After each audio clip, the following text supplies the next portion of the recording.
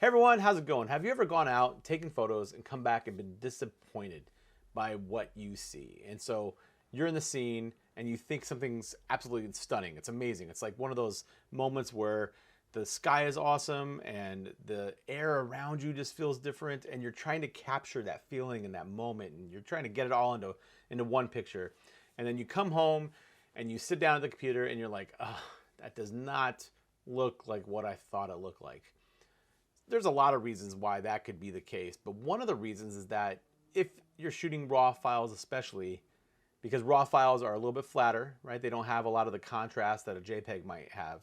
JPEG gets kind of baked in the camera, while a raw file is more of the raw potato before it gets baked. Is that, does that analogy even make sense?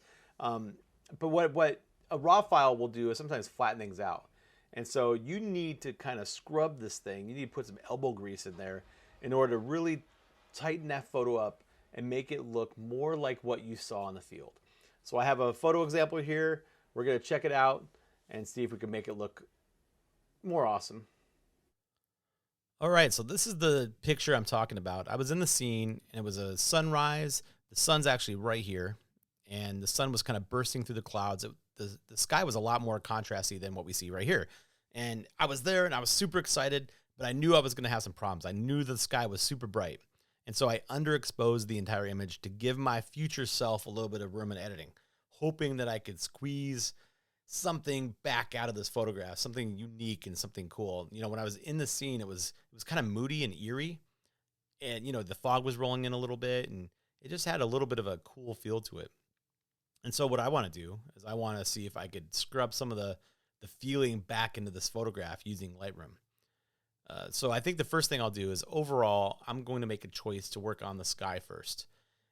It's too bright, and what I want to do is get back to where that contrast that I saw in the scene was. So I'm going to lower the exposure, and that should bring back a little bit of the brightness, edge back the brightness, and let us see some of the shadows. And so I'm going to lower the exposure. Oops, I'm on the wrong tool. Let me go on the regular tool. I'm going to lower the exposure, the light tools, I'm sorry. And I think that looks pretty cool. I like that. I don't like this, though, this big blob where the sun was. So I'm just going to use the healing brush tool right over here, and I'm going to paint that away. Let's get rid of it. Oh, you know what? You can see that I wasn't feathered very well. And we're going to go to a feather to get rid of some of the edges there. That looks better. That looks pretty cool. So the sky, I think, is where I want it. The next thing I need to do is I need to bring the foreground back now, right? The road especially. So I'm going to use right here the linear gradient. The linear gradient, remember, allows us to choose a selection of the photograph and just brighten that part up in a kind of a straight line. So I'm going to click a skinny one. And remember, whatever's below this line right here, whatever's below there is going to be 100% of the effect. It's going to fade to 50 where that middle line is, all the way to 0 beyond this far line right there. So I'm going to move that to the spot where it needs to be, and I'm going to boost my exposure. And I think that looks pretty good. I'm going to boost it a little bit more. Remember, I'm going for a moody, kind of Halloween, creepy kind of vibe. So I think that's about right. If I go up too much, it's going to hit that fog. I don't care that much, because the fog could use a little bit of contrast there so you could see it more. But I think right around there is pretty cool. I like that. So I think that looks all right. The top here is dark because of the way I did the linear gradient. But I kind of like that because I want it to be a little bit moody. There's a lot of separation between that fog and the tops here. I could edit that if I wanted to. You can go back to your linear gradient, and I could select that gradient that we had, and then I could add or erase part. And so like I could add to that part of the gradient and just kind of paint to bring that part out, to boost that part. But I think where I'm at right now, I'm happy with. So I need to bring out the road. I like the road a lot, and I need the viewer to be able to look at the road. I also need to balance out this brightness down here, because right now when you look at the photograph, our eyes go to areas of brightness often. And this is just so bright, our eyes are going to go up here. And I want the road to lead them into this background and into the sky. So I'm going to go ahead and use the brush tool again, and we're gonna paint on the road. And I'm just kind of doing it haphazardly, not perfect. So it kind of has a little bit of a imperfection to it. See how I'm not doing everything equally? And then I'm gonna bring it up to be pretty bright on the exposure, and then boost it just a little bit more on the whites. I think that looks pretty cool. Boost my contrast. Oh yeah, that looks pretty wicked. So I like the road now. It's leading in. That looks pretty awesome.